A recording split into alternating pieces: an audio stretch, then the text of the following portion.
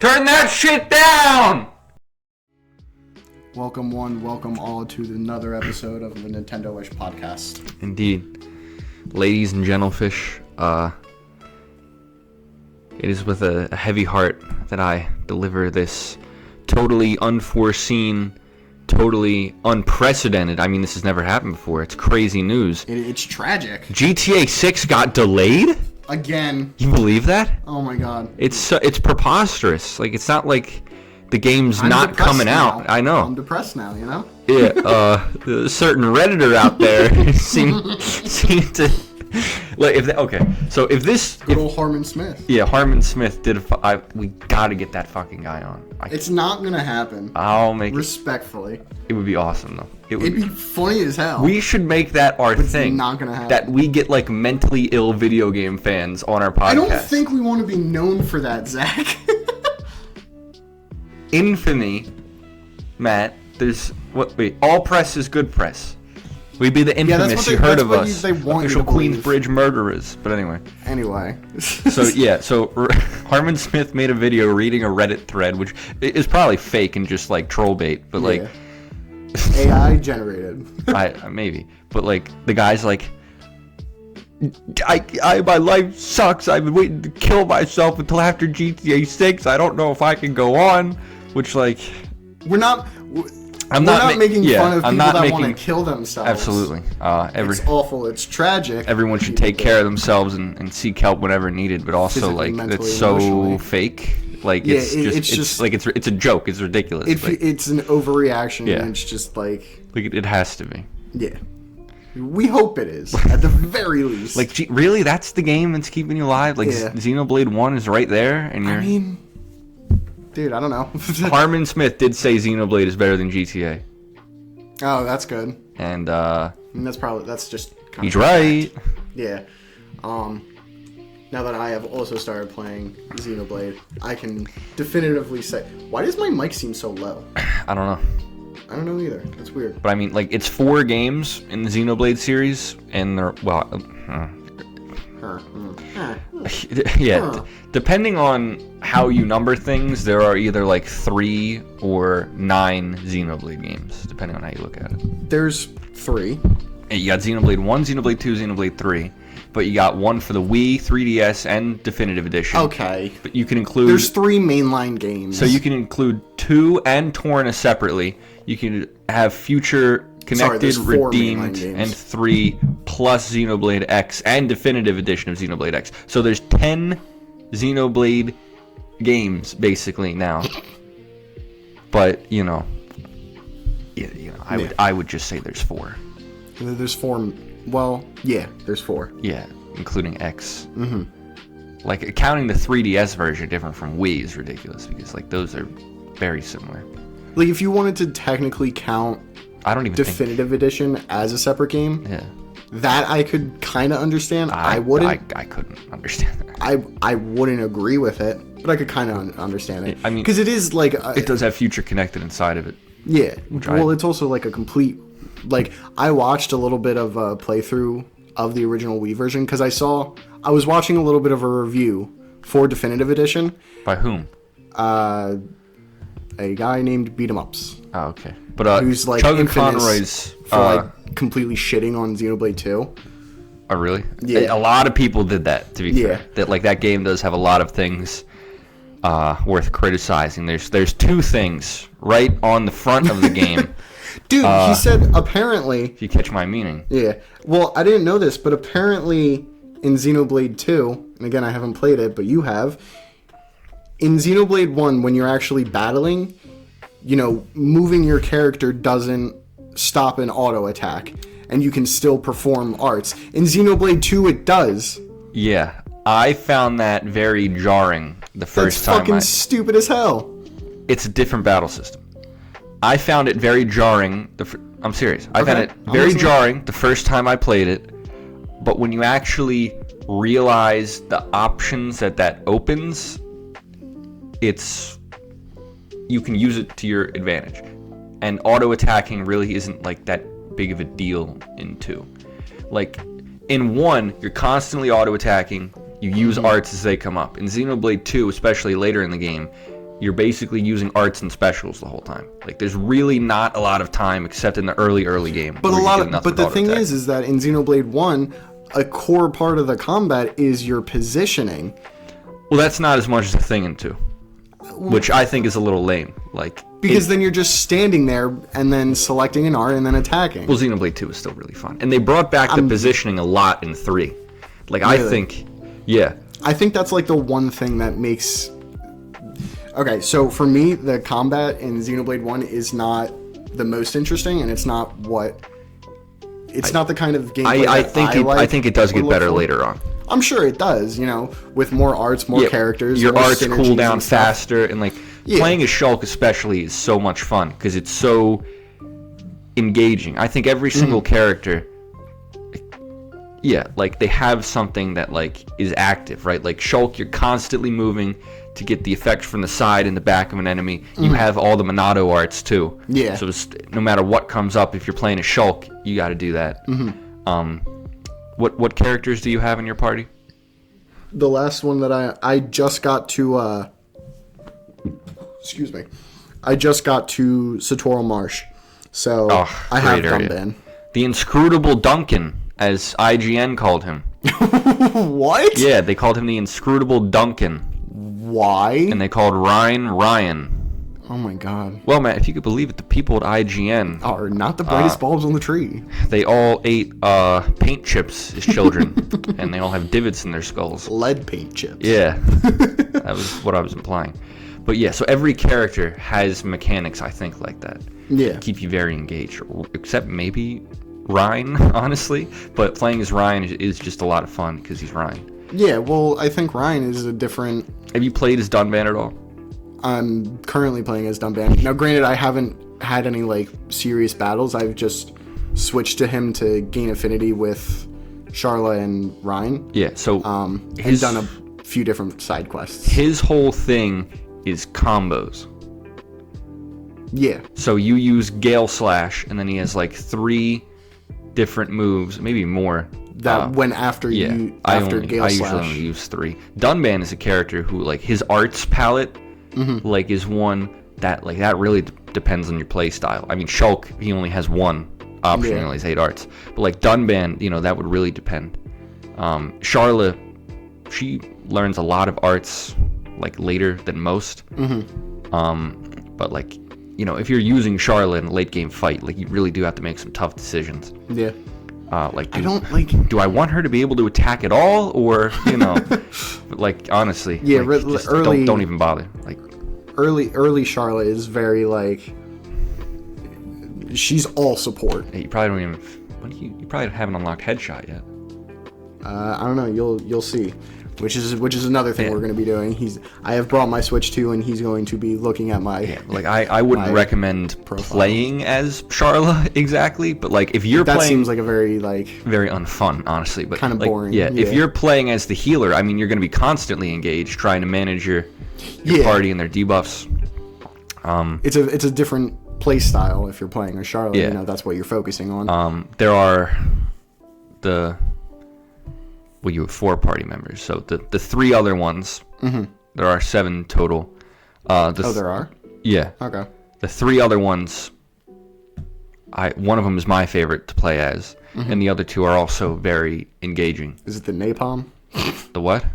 Isn't one of them a Napalm? Or is that what they're called? Napalm is what they dropped on the Vietnamese. What? No. Napalm. You just said napalm, Matt. Fuck. You mean Napalm? Yeah. Okay, well, they're not... That's okay. Yes. I've talked to, like, 3 of them. Shulk's final smash is him, Dunban. Is a nuke. Yeah, it's him, Dunban, and the Napalm party member. Beating up whoever you're playing against. You should have talked to more Napalm than that by now. I mean, I talked to a few, but... There's an achievement for talking to every single one. That's fucking... named ones. Not all the not-named ones. But yeah, Xenoblade 2, like, moving does cancel an auto attack, but canceling auto attacks is kind of the whole point. If you played 2, you understand what I mean. But it's different. Yeah. Yeah, and then I just feel like that, like... Might in 3? I actually don't remember. I didn't play 3 that much compared to the other 2. I'm probably not after this, but after I beat Xenoblade 1, I'll play You'll play 2 and then you'll play 3? I'm not going to play 2. I have no intention on playing 2. But I have 3. The character designs turned you off. No. Well, of course they didn't turn you on. Well, a bunch of pretty anime excuse women. me. Why would Matt be into that? What is that supposed to mean? What are you implying there, Zach? It's a safe space, Matt. You can come out. Matt actually sits in my closet with the microphone to make sure the audio sounds good. But I think there might be a deeper meaning to that. I record like MatPat. I feel like a lot of old school YouTubers had to have done that. sit in a closet. I know. Like, I mean, to be fair, like I would assume the clothes absorb sound. Yeah, like exactly. Well. Like where were you gonna buy those foam sound things back in like 2008? Especially when you're like just starting out and you have no idea what the fuck's happening or what's going on. Also, some good information. Those do not come off walls easily. I have seen many people put up those foam things and have a hell taking them down. So I've heard that. If I could help anyone out there, like put tape underneath them or something like that. Yeah. Paper or something. There's got to be some easier way to. Like one of my brother's friends who was living with him when they graduated and they were moving out of their place they were staying for college. He got fucking like a paint scraper and he was going at it. It's like I'm sure foam is left everywhere there. Yeah, but anyway, yes, GTA 6 delayed. Who could have guessed? I'm really not surprised.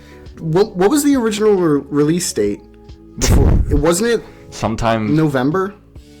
Was it sometime this month? I think the original release date might have been last year. Before it got delayed this time, I mean. It was supposed to be 6. It said delayed 6 months, so 6, and it's coming out next November, so 6 months from now.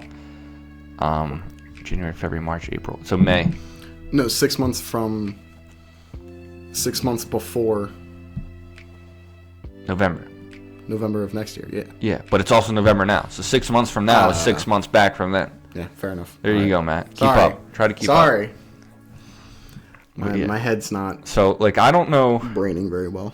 Like, I would say I'm skeptical of how this game is going to make its money back, but it's going to cost $200 retail, and it's going to be on shelves for 20 years. Dude, so I think they'll be fine. The prices that they've been throwing out are fucking insane. It's going to be a originally very it was interesting. Going to be a normally priced game. Then there was like it's going to be $100, then $120. Now, yeah, it's going to be fucking $200. Like I'm not going to buy it. No, like I'm not. No. The main character is a hot Latina girl, and even I'm not gonna buy it. Like that's how Shadow wouldn't stand for this. Exactly. I would love to hear Shadow the Hedgehog's opinion on this matter. I mean, he's a very wise man. He is. I have his number in my phone, but I don't know if he'll answer. We should get in contact with Sega so that we can get the voice actor for Shadow to give his opinion on the delay of GTA 6. The next time they do one of those Sonic AMAs, have you seen those? Yeah. Those things are fucking hilarious, honestly. Dear Knuckles, how do you type with boxing gloves on? It was Eggman. Someone sent a file named Shawnado. Don't click on it! Have you seen that? No. Oh my god. It was Eggman, Sonic, and Shadow. Sonado? Yeah. It was like, someone sent a bunch of pictures labeled Sonado. And they were all like, Eggman! No! Eggman, don't do it! It's a trap! Eggman! Dude, it was so funny. Those things are great. Those are all funny. But yeah, someone should ask. What do you think of playing as a Latina girl? But I mean, the new Fire Emblem game has one. So. Oh god, I completely forgot that there was going to be a new Fire Emblem game. Me too.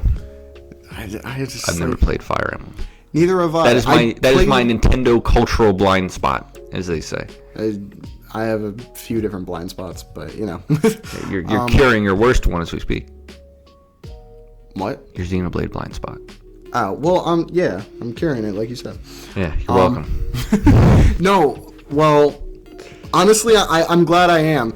So, the reason I started was just because I had played Silk Song, I had played Echoes of Wisdom, and those were, like, Silk Song is a fine, like, somewhat shorter game that I just like to take. I thought you were going to say it's a fine game. I was like, just fine. Like, No. But, like, it's a it's a normal length game, but it's not like I took my time with it. It'll for probably pretty obvious reasons. Probably get DLC soon enough. It's going to get DLC. Yeah. Down the line. Free DLC too. Yes, as it should be. We don't announce paid DLC. Jesus, before games come out, like some certain companies do. Talking about you, specifically the Pokemon company, but Nintendo. The company that our podcast is named after. Yeah, that's why we're going to change the name. Not for any legal reasons. We're looking to change the name, maybe. I have several great ideas. They've all been turned down. Yeah, they have. The Black Tar Gaming podcast apparently just wasn't good enough for Mr. Matthew. No, it's not. I wonder why. You'll find his full address and social security number in the comments section. Yeah. Yeah. You know what? Might as well say it now. Come on. What's my social security number? I don't know. 1, 2, 3, 4. My social security number is 69. 420, 69, 17, 38. Fucking. Hey, Patrick. I thought of something funnier than 24. 25. 6. Stop. Dude, fucking my siblings have been... Dude, it's so dumb because so it means funny. Nothing. It means nothing. That's the beauty of it. It doesn't mean anything. I hate it so much. Dude, every week, I'm a member of my school's radio station, and every week we have our big radio meeting where everyone is supposed to show up, and like the department heads all talk about what their departments are up to, and they say regular meeting this week, and then they say the time. Yeah. 3 of them are 6 to 7. Our meetings are 6 to 7. Snickers from the crowd. And they always ask you like an icebreaker question. Just for fun. Okay. So one day it was like, "What's your lucky number?" No one said it. But I said to the guy next to me, "Hey, I'm gonna say 6, and then you say 7 right after." So I said 6, but then they went in a weird order that day. And he was also just like, "I'm not doing that." Good. That's fucking stupid. Like at least with like 6'9" is funny. I think that's funnier than fucking 6'7". It means something. It has meaning behind it. 6'7" literally means fucking nothing. It means what you want it to mean, man. What's the origin behind it? It's the number after 66. That means nothing. Why is that dude, it fucking... I want to punch everyone that uses it. Matt, oh my god. Matt. It's the pinnacle of brain rot. I'm gonna punch you. If Zach stops talking in the middle of this episode, you'll know why. If you hear a loud thump. Boom. I was doing the hand motions. Yeah. Matt took umbrage with that. It's the pinnacle of fucking brain rot. Like, I hate it. Yeah, so black tar heroin gaming. Now we're adding new things to it. I didn't mean to say heroin. So Black Tar Gaming, which I thought that was an awesome name, the Black Tar Gaming-ish podcast, or Poddish Cast maybe. Poddish Cast? Yeah, that was that. He put the kibosh on that. Totally nixed. You just presented that one. I told you before we started recording. No, we did. No, you did not. I said Black Tar Gaming. That one you did, but not Poddish. A Black Tar Gaming Poddish Cast. Oh no, definitely not. Still definitely not. But yeah, we'll brainstorm that. I'll see if I can get someone to drop a logo, not one that was like put together in MS Paint, which I mean, love it. Don't get me wrong, I really do. No, it was done within like maybe an hour and a half. Yeah, I'll find some dude on Fiverr. That I mean, I've looked on Fiverr, and you know, once we get a new name, you know, then we can actually start like. But because of inflation, the site goes by tenner now. But anyway. So no, yeah. The reason I started Xenoblade was because I was playing those somewhat smaller games. not that Silksong is small or simple, but like Echoes of Wisdom is, and like Silksong is a game very similar to other games that I play, you know, Hollow Knight, Metroidvanias. Yeah. And just like platformers in general. Echoes of Wisdom was a very simple, nice experience, but I wanted a game that I could really like spend a lot of time with and really dig my teeth into. And because of the podcast and because Zach was playing Silksong, I was like, I think Xenoblade would be a pretty good option. And I'm not gonna lie, I've been very much enjoying it. There you go. Like I said, I don't like the gameplay itself. Like the combat is not exactly what I would hope for, and I've expressed these. Yeah, it's an unorthodox system. Xenoblade really has its own thing. Like there are games like it. Like I think FF12.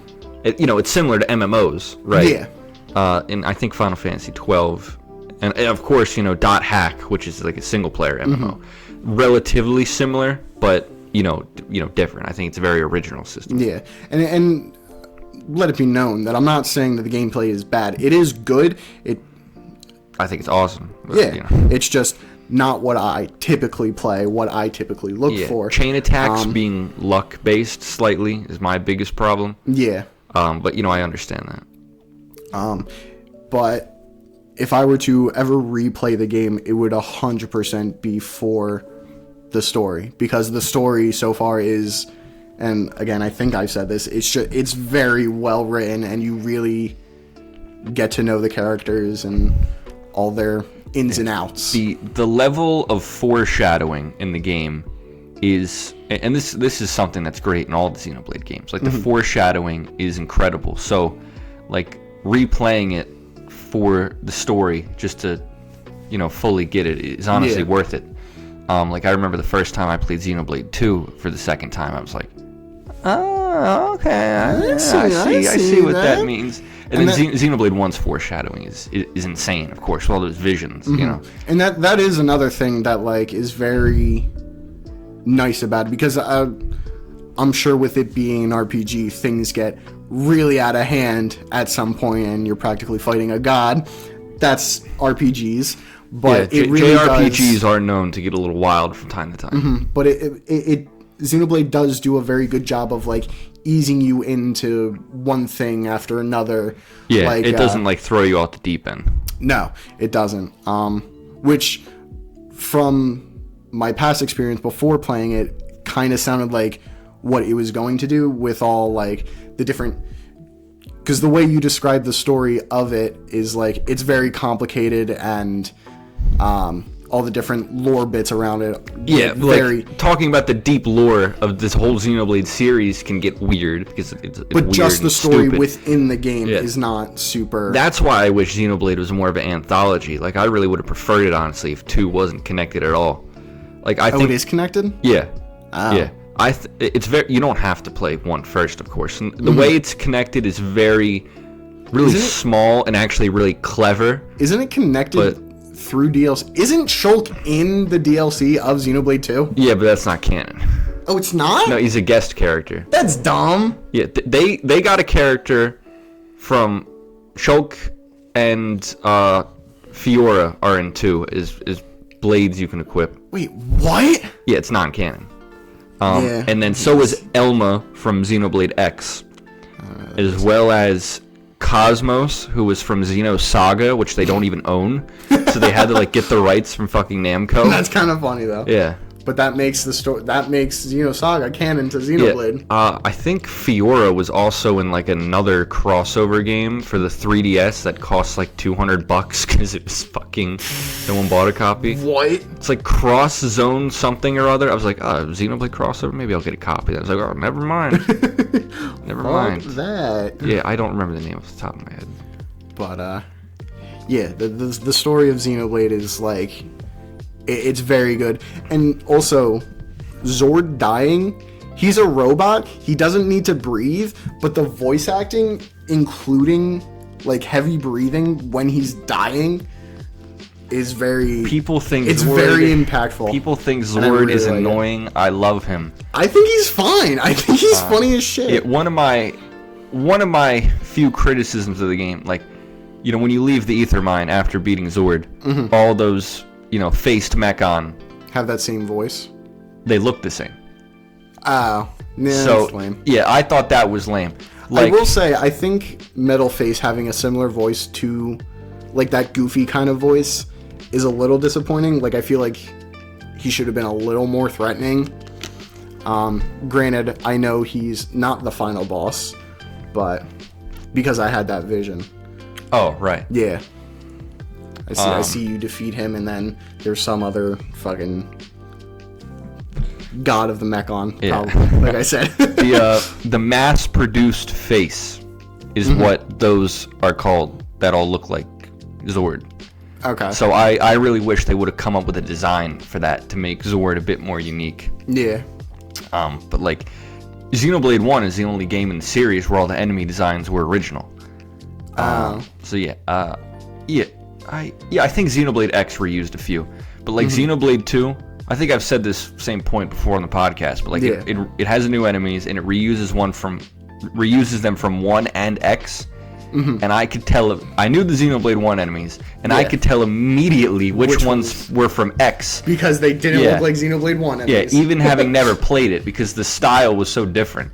Like, they didn't adjust the textures or nothing. They just ripped the fucking enemies kind of wholesale. Stupid. Yeah, it's a little bit weird, but it's like, that Kachipa, that is clearly a Xenoblade X enemy. Never played Xenoblade X, but I saw it, and like, that's the style. So like, Xenoblade 2, I think that's its biggest problem, besides the female character designs, to be honest with you. Just the style inconsistencies. But, like, again, that's not a problem.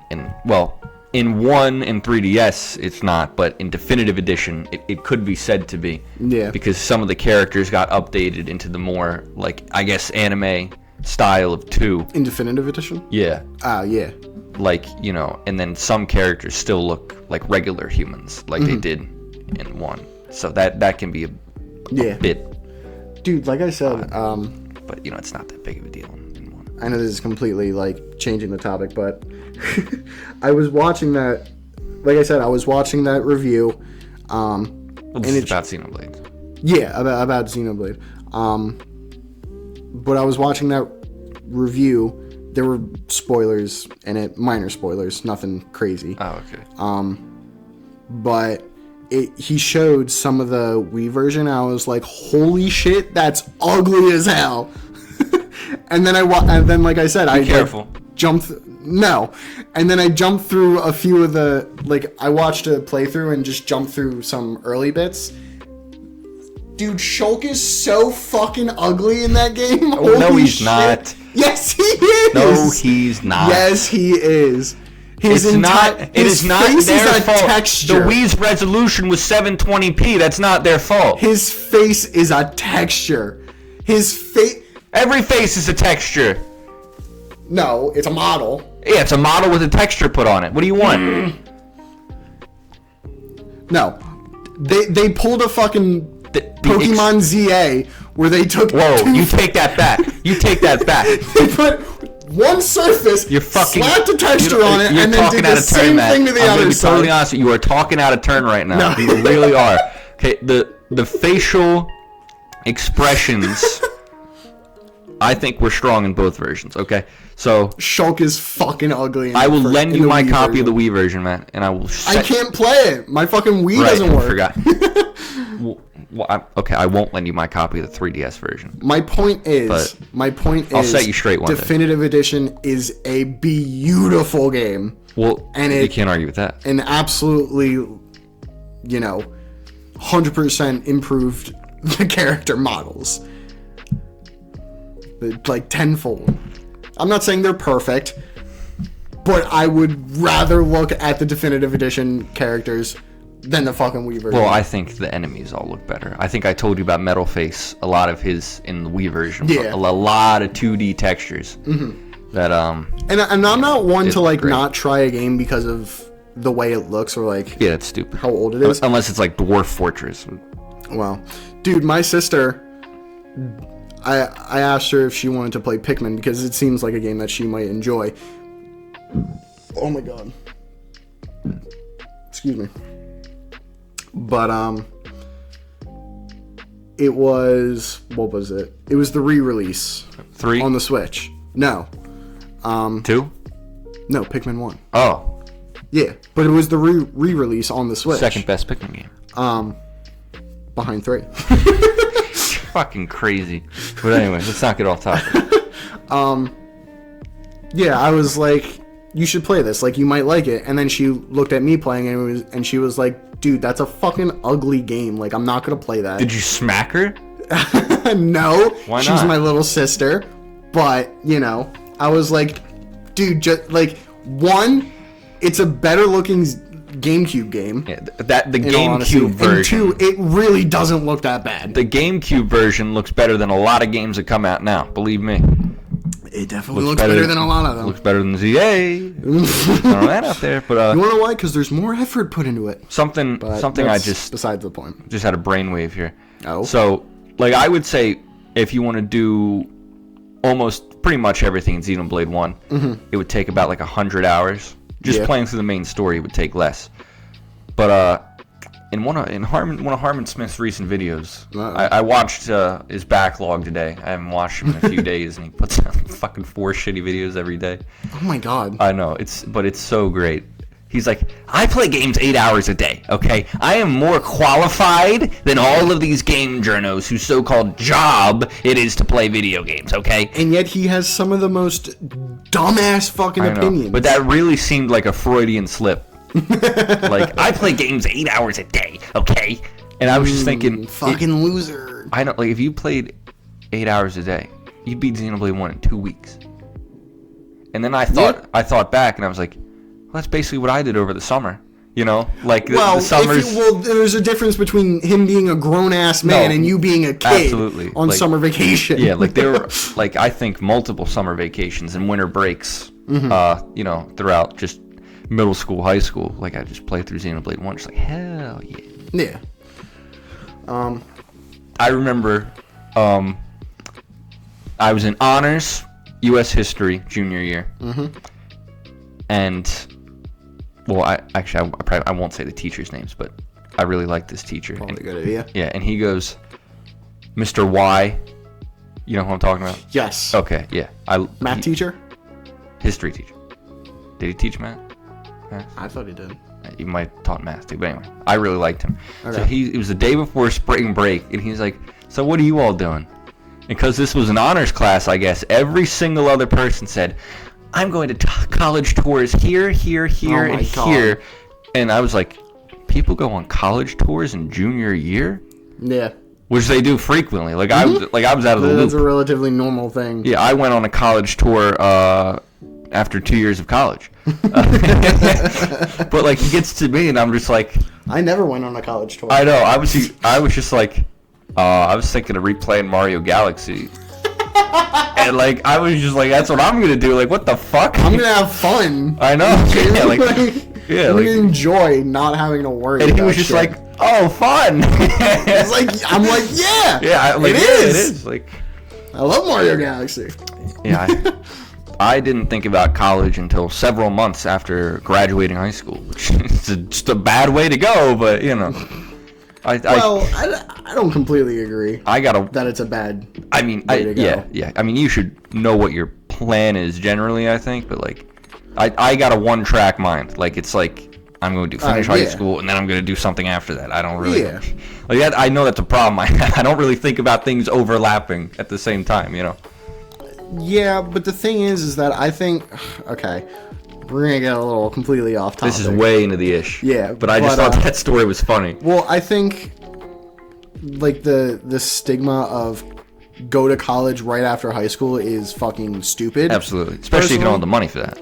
Yeah, like, most people don't know what they want to do for the rest of their lives, like, for a career. Right out of high school. It's just a lot of pressure to get into the workforce. Yeah, like fucking chill the fuck out. That's a very American thing, I feel. And like I'm sure. That's a really again, this is so into the issue, but that's really a holdover from a different period of US history. Like let me tell you. The entire education system it's terrible. In America. Yeah, completely. Like I think I've said this before, but we were fortunate to go to one of the nicest public schools in the country. Yeah. right? And I'm thankful for that every day. We got a good education as far as public education goes. But and it's I still ended up a fucking plumber. Yeah, well, you're a great plumber. You didn't end up a plumber. You got to be a plumber. True. Yeah, you're working in a good trade. I chose to. Yeah. But like, in the 1950s, when everyone was making a living digging ditches, you could just get out of high school, go get a job, and then buy a house in 2 years, right? But like nowadays, like tons of other countries, people don't leave home until they're like 30. It's normal there. Well, it's also because of the fucking cost of living. Yeah, like let's be real with that. Like we were talking about, like a lot of European countries, like the age when they leave home is high. Like I think that's cost of living, and then I'm sure Europe has worse housing problems than we do. I mean, they got a lot less space. I mean, shit. But so it's just like that, Like I think maybe we shouldn't stigmatize that so much. No, I completely agree. Like, don't be a bum like I was, because I was legitimately a bum. You were taking a break year. I think you should have gotten a job. Yeah. But well, usually in a break year, you think. You know what I was thinking about? Playing Xenoblade. Exactly. Like, that is what I did for a year. Damn right. I think about that, and it's crazy. Like, I really just played fucking video games for a year. What the fuck was I thinking? Like, oh my God. Straight up not being productive for that long feels rough. Yeah, I'm in the money now. I got straight A's. There you go. Good job. And you know what you want to do. Like, even... I do? Well, that's news to me. But, you have an idea. Like, you have a good major, and you're doing well in it, and there are things that you can do with it. Yeah, I'll graduate, and I'll have 2 degrees. There you go. How many do you have, man? None right now. But I have a ton of certifications for, plumbing. But okay, getting away from the ish here. So this isn't an inspection of Matt's Xenoblade playthrough so far. I was gonna ask Zach if he had his Switch, but then I realized that he had already 100%ed it. So yeah, I probably shouldn't show you anything. Like, show me anything. I've seen the entire game. What do you mean? You probably shouldn't show me anything. What? In Xenoblade 1, after 100%ing it, there'd be spoilers. Oh no, I was gonna quote unquote review your playthrough of Silksong. But you already beat it and 100%ed it. Wow, you've handles? Oh, this is a Switch 2, isn't it? Yeah, it's the Switch 2. I like it. I have a Satisfy grip, the beat 'em ups Satisfy grip. I actually really enjoy it. Let me check your gallery. Matt, why do you have... Don't do that. Don't do that. Don't do that. Why do you... Don't out me. No, there's nothing bad on there. Have you seen that? I don't know what's... Is there... It was like a clip from a Smash tournament, and they accidentally opened the gallery. And it was someone with a bunch of photos from Dead or Alive Extreme. Which yeah. I'm sure you know what that is, you fucking deviant. But you know what it is. I don't know. The Game Grumps still let's play that. What the fuck was that?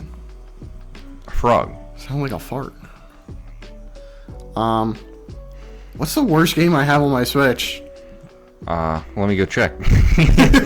I don't think there's anything that bad on there. Jesus. Also, you're probably gonna make fun of my equipment, but I just don't. Sorry. Like, that's one thing I don't care for in a lot of RPGs. Is just constantly having to. That's the best. That's the fun part. All the menus, and numbers. Fuck that. No. I'd rather play the game. So I forgot to mention this, but one thing, probably the biggest change was actually the menu.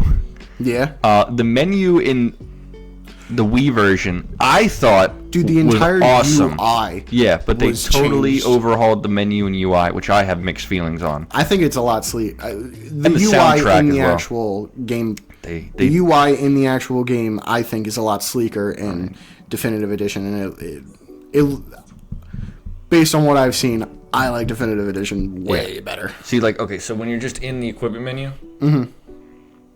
just I didn't right stick know that, or I didn't know that, or well, I knew about it, or I figured it. Oh, these pants! But I didn't think about it. Covered up in these pants, Matt. What the hell? Yeah, I didn't think about it when I was equipping all that stuff. So yeah, I want to quickly go over this experience that I had in Xenoblade. I texted Zach about it. You have an empty slot? Come on.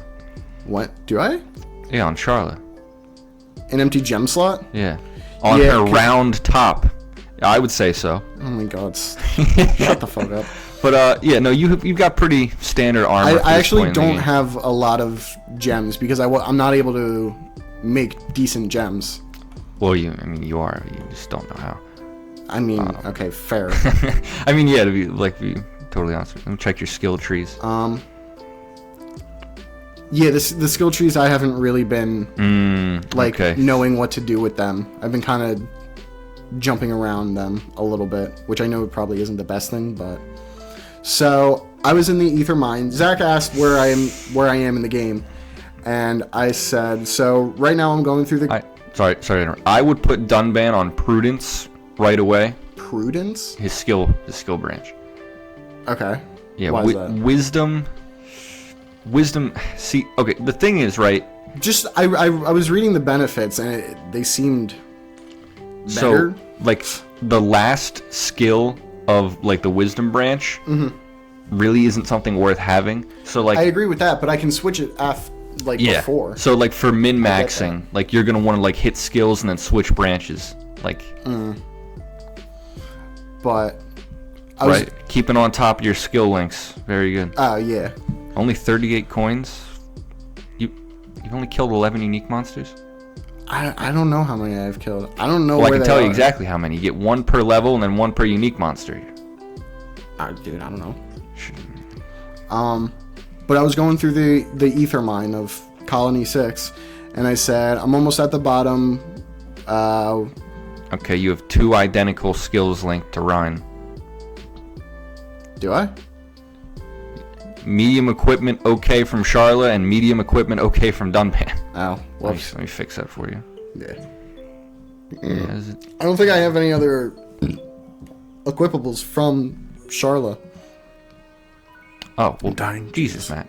Oh, see, here's your problem. You're 2 coins short. Yeah, I know. Well, actually, hold on.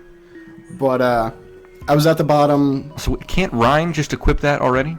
Yeah, he has his own skill that allows medium weight armor. Dude, I don't know. But Charla has one that boosts physical defense, so I went and I swapped you to that. You're welcome. Was that not already equipped by somebody?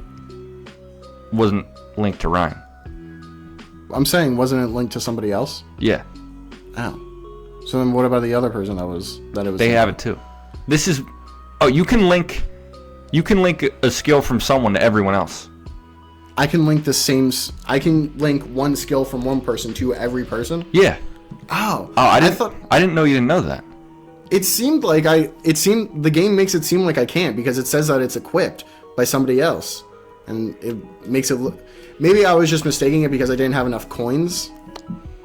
It's possible, but yeah. So like, if Charla has a skill that like Charla does have a skill that boosts agility, right? Mm-hmm. You're gonna want to link that to everybody. Yeah. See, like if it's a circle ability and she has 2 circles, you can't like equip it twice. Yeah. But yeah, you can equip it then. I gotcha. But I was in the Ether Mine and I was changing up my equipment right before I got to the very bottom, and I'll probably throw up pictures, but I changed her into these pants, and I changed her into these pants for appearance, not thinking about like... Matt, why are you drooling? Shut up. Why are you shifting around in your seat so much? Not really thinking about anything, because that's just what I do now. But but not think about anything else. But I get to the bottom, and then there are these automatic moving platforms, and then I go up to the edge of the cliff to wait for them, and then I see her fucking ass out, like the back of the pants are just completely cut, and I didn't look at the appearance from all sides. I thought they were pants. You know, pants don't usually have your cheeks hanging out. It's fucking so weird. Maybe where you I was like, from. That's absolutely wild. And I audibly was like, whoa! Oh, you just entered Satoru Marsh. Yeah. Okay. I literally, like... Like, before you texted me, Sorry, I last played the Wii version, so I'm refiguring out these menus. Yeah, the menus are weird. Having your character menu linked to X and then the main menu linked to the plus. Oh, you got the Ethermine Collectopedia. It's just weird. Yeah. That's the first area where parts of it get locked off. Mm-hmm. I wish it marked that down. Yeah, Colony 6 is actually kind of annoying to get them all. Once I found out that don't have serious anemone. They give you, what's it called? Oh, you're one away. Gems. You're one away from getting Bionis Leg. Yeah. What is that? Oh, you want me to fill out Tefra Cave for you? No. I had gone back. I had filled that out, and then I had gone back to Tefra Cave. Okay. Yeah, you can finish Tefra Cave if you felt like. Okay.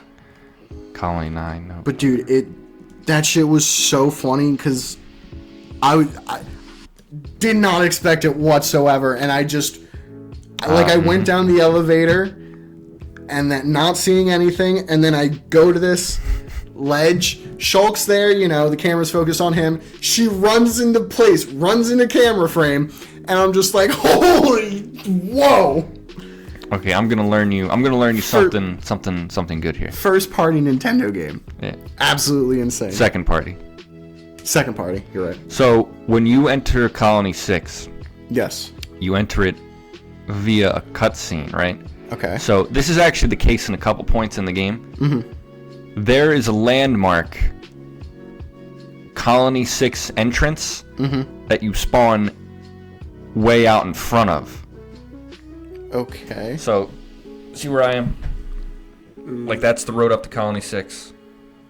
Okay. Can you pull up, the full map real quick? Okay. I get where you are. So just run toward, the cave that goes back to the Bionis Leg. Okay. Landmark. Oh, you motherfucker. Yeah. But again, landmarks give you really high amounts of AP and SP. Mm-hmm. So, that's a little one that everyone's likely to miss because there's really no reason to go there. Yeah, there was, after I had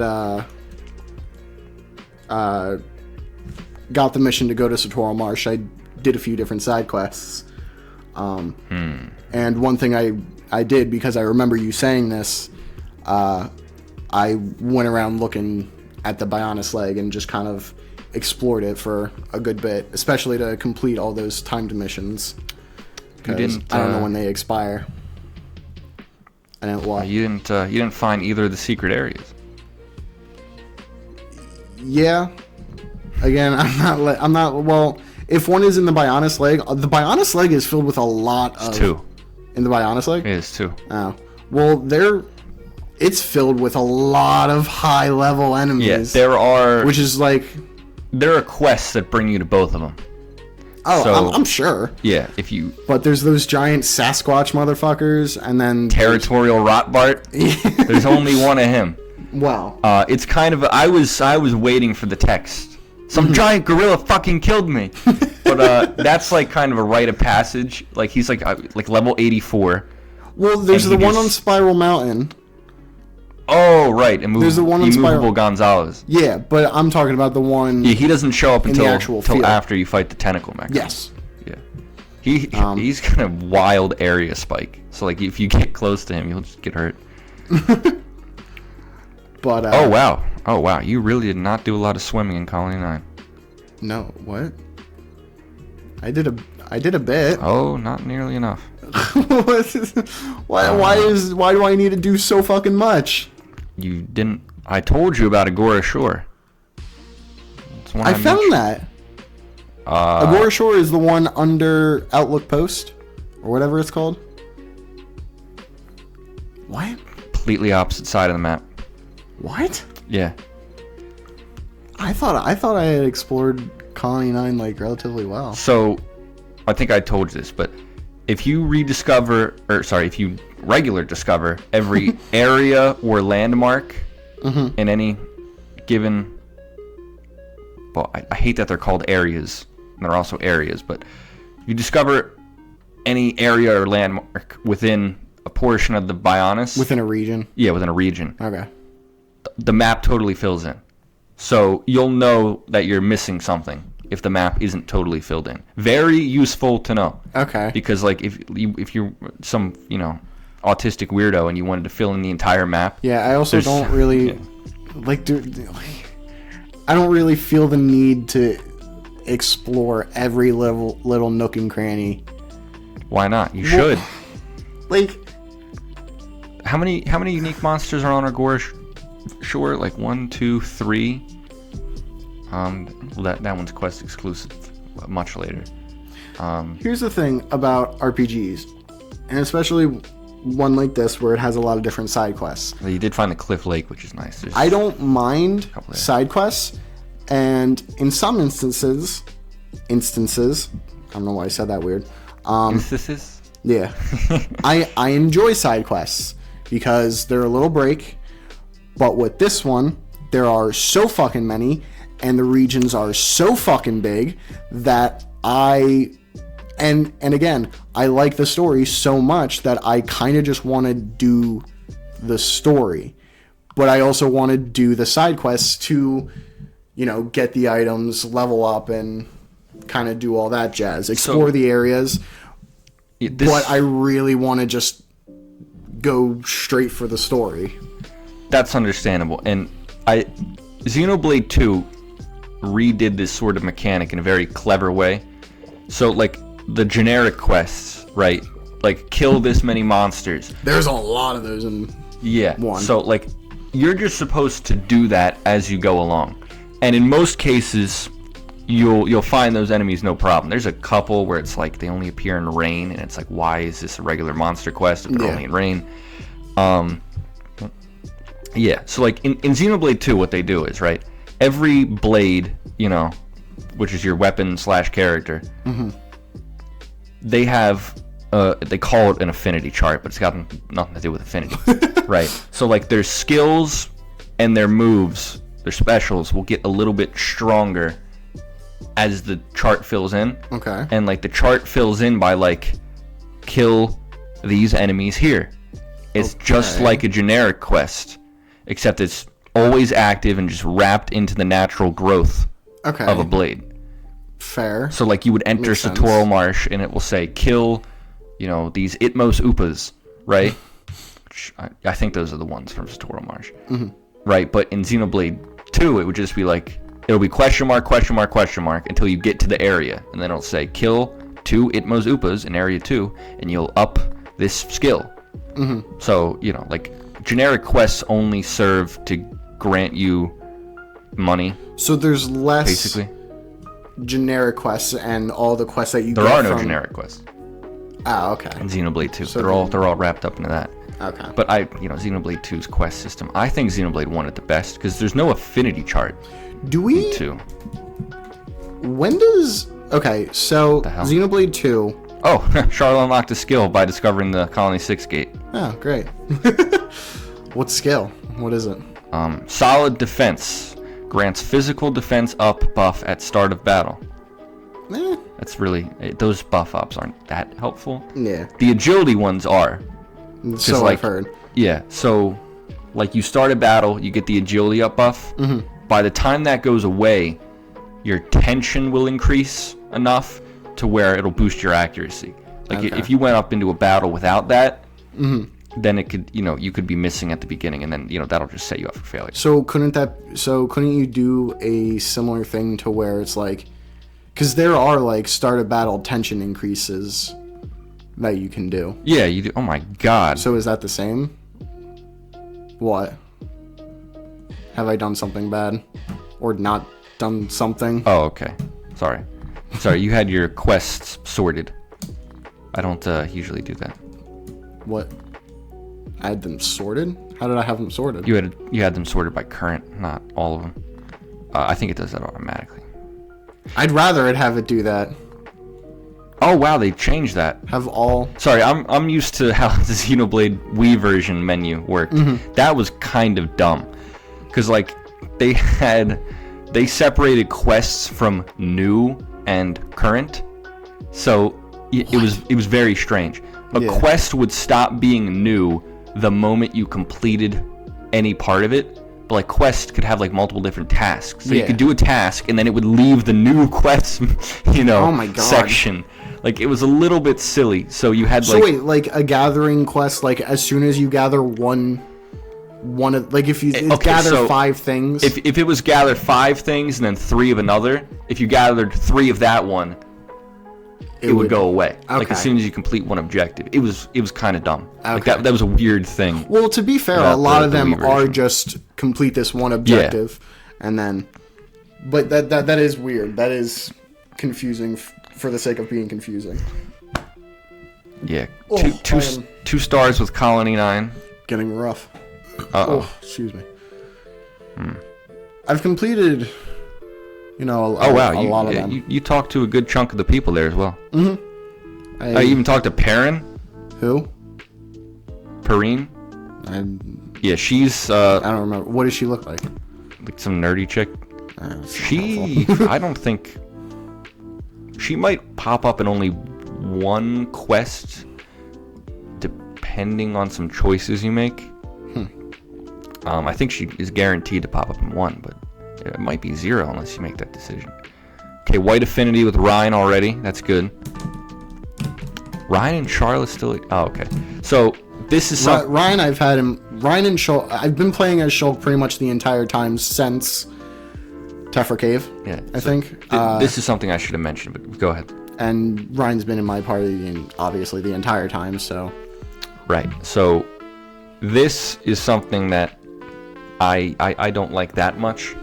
So when you're playing as a character and you get like burst affinity, right? When you press B, or I think, well, it's A in this. A. No, it's B. It is B? Yeah. Oh, how about that? All right. So no, it's fucking A in the Wii version. So yeah, when that happens, you gain affinity with the party, but it's just with the party leader. So pretty much all battle affinity, chain attacks, everyone gains. Actually, no, I don't think so. It doesn't seem like anyone gains affinity through a chain attack. They do. Unless I'm wrong. They do, but it pops up quickly. Like those little notifications go really fast. But yeah, most affinity gained from battle is with the party leader. Okay. So Ryan and Charla, they're not really going to gain affinity with each other if you're playing as Shulk. Mm-hmm. So that is something that I don't like too much. I would rather them maybe gain some too, because it's like, okay, you're going to have to play as Charla if you want, 2 people to gain affinity with Charla. Mm-hmm. So when you min-max affinity, the best way to do it is to accept quests as like Charla, because accepting quests gains affinity with other people. I've seen that, like even just equipping Dunban as the leader of the party, like has already boosted him and Charla's affinity quite a bit. It hasn't hit the next stage just yet. No, but I have been getting pop-ups so that is important to note. Like, you mostly gain affinity just with the party leader, not between the members. That makes sense. There's also a little mechanic. Still dumb. When it comes to quests, it's called commenting. So, when you accept a quest, Shulk will say, "Oh, what's wrong?" Right, and then someone else will chime in and they'll gain affinity.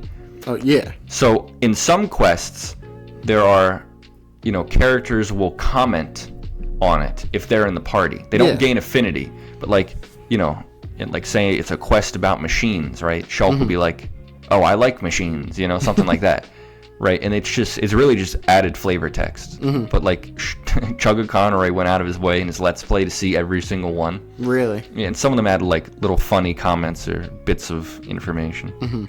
But it's just a little interesting, cool little mechanic. Yeah. But let's see. What are you checking now? I'm looking at the heart to hearts menu because I honestly didn't remember how this worked. I have literally only been able to get like... You've only been able to view 3? 3 or 4, yeah. I'm looking at the menu. I found a bunch of others. Yeah, obviously. I see that. That's smart. But a bunch, because I remember you saying that they list all of them. I usually know which ones I can view when I pass them, and I pass it. And it's like, okay, well, I can't view that yet. Yeah. And then I'll think, shit, where is that? Because I'll have to think of the whole world later in the game when I want to go back and view them all. So yeah, just clicking on them is actually really smart. I always don't do that. Achievements. Let's see. I've gotten a few. You've got 59 out of 150 records already. Is that good? Is that bad? I have no idea. I really don't think about this that much. Also, let it be known to both you, Zach, and everybody else, I'm not, like, this is a very, like, this is my first time playing through, so it's a casual playthrough, you know. I'm, like, Zach is giving me all these tips and all these, like, min-max different things, but, you know, I'm not going to be properly implementing those just because I don't know. Yeah. I will tell you, I suppose you could call this a spoiler, but it will not come up. I've never done this myself. There's an achievement in this game called Happy New Year. Okay. Which is? I'm sure you can see where this is going. I mean, I can imagine. So the in-game clock goes on its own. Mm-hmm. So every time it goes from 2,300 hours to 2,400 hours. It has an internal counter? Yes. So that needs to happen 365 times. Can you manually do that with the change times? Yes, you can. Okay. You could set it to. That's 23 to 24. That's 1 minute. 365 minutes, man. That's 6 hours. No. So you would have to do that for 6 fucking hours. And I tried to do this. I was like, as I was playing through the game, every time I could, I switched the clock back. When it changes from what to what? From 2,300 to 2,400 hours. And 1 hour is a minute? Yes. Okay. So that's 6 hours if you were grinding it, not counting menu time. Fair. So I have never done that. It's never happened naturally on any of my files. Really? Yeah, that's 6 hours if you're grinding, man. 100-hour playthrough, you're not even going to get fucking close. It's legitimately absurd. I've never done it. But if you are a true min-maxer, that would give you a fuck ton of experience. But I think the point of min-maxing is actually to get as strong as possible, regardless of level. Well, yeah. Yeah, but like if you wanted to do that, you could leave your game running for like 24 minutes times 365. That's not happening. I'm not doing that. Like, that's about a half hour. I will say, though. It'd be like 150 hours, probably. With this, nonsense. I absolutely hate inflated play times. Yeah. And Xenoblade is nothing like that, unless you want to do that. Well, no, my point is that, like, any game that tracks how long you've been playing, like Xenoblade and like Silksong, like, there are going to be times where you put the controller down and you got to go do something else. Yeah. But whenever that happens, I always pause the game and go to the home menu so that it doesn't inflate my... Oh, why? Because I'd rather... And this is a little thing... This is a little quirk of mine, I get that. It's just a thing of mine. Oh, I'd rather know how long I've actually legitimately played the game rather than how much I've played the game, as well as how long I've just kind of sat there. Because again, like, I'll go up to do something, or like, and then I'll do it, and then like a family member will come and grab yourself a root beer. Yeah. I'll get distracted, and then God, this music is so good. I'll come back down to the game like an hour later, and like I'll have another extra hour. Do that like 5 or 6 times, you now have an extra 5 or 6 hours on your I once left a game on, I think, for a week straight. Not even lying. It was my copy of Black 2, although I think timer would have maxed out. Because so if you're using, like, if your wireless is on, an in-game clock on a DS game doesn't pause if the shell is closed. So I didn't realize that, and then I left, because I just left the game. I was playing it on the 3DS, so I just left it on the charging cable because there was a daily event that I had to go back and do. So I just left it on. I'd come home from school. Yeah. I would do it, and I would just leave it on for the next day because it was like a weird thing you needed to do over the course of a week. Weird little side quest. And then afterwards, I was like, oh, the clock's like 500 hours now. Look at that. But like my clock is maxed out in that game. It would have been maxed out if I did that or not by now. Like, believe me. Oh, I'm sure. Although I do think it's kind of lame that I didn't. Did you beat? Oh no, you didn't beat this guy. What do you do? Don't fucking. No, I'm just going through some unique monster locations. Are you discovering a bunch of different areas? No, this isn't Colony 9. You didn't beat him either. Dude, I don't know where to look. I don't know. Level 6 and level 10. I told you to look by Cliff Lake. I don't know where that was. I'm so sorry. It's the area on the map labeled Cliff Lake. I'll go. It's the lake by the cliff. I'll fucking kill you. Shut up. I'll go back and I'll fucking beat them. Dude, I don't know. Oh, that's more of a pond than a lake, really. The whole thing's on water. Again, like, I'm just like... You want me to fight him for you? No. Okay. Here, give it to me. I'll fight him right now. Okay. It'll take fucking 2 seconds. Matt versus... Okay, I actually don't know that word. Itinerant Dorothea. What? Speedy Ramshade is to your left. Where are you on Cliff the actual Lake map? I have... Oh. Oh, I did discover this. I just didn't explore all of it. Oh, I didn't mean to put in Dorothea. Itinerant. Okay. Let's fucking... Oh. Mike is literally right in front of me. Itinerant. Let's fight. Traveling from place to place. I missed the B. Person who travels from place to place. Gale Slash. Sure. Good job. He's dead. There we go. Take all. What a bunch of jokers. What level is that guy? I don't know. Anyway. Wait, hold on. This... We are past an hour, by the way. Sorry, let me look up what level this guy is, because you're going to want to fight this dude as soon as possible. And why is that? Drops good shit. He's level 27. So I can fight him now. If I can find him. Yeah, he's level 32. So. Oh, he's level 32. You're within 5 levels. Although he is not one of the easier unique monsters. On Bionis Leg, on an area you have not been to. Not a secret area, however. Like I said, like exploring the map. Just the fact that the areas are so fucking big. And nope, the item is there before the quest. So yeah, you could go get it. You have to beat the guy though. I have no idea. Very, very important item. Yeah, and again, like although optional. Like the thing with Colony 9, the reason I haven't explored all of that is just because I wanted to experience the story, and I know that I'd be able to go back to that at any time. So I haven't having played the story, a million times.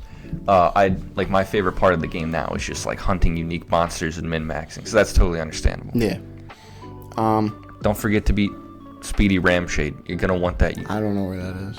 It's right next to that guy. Oh, I didn't do Look that. around. All right.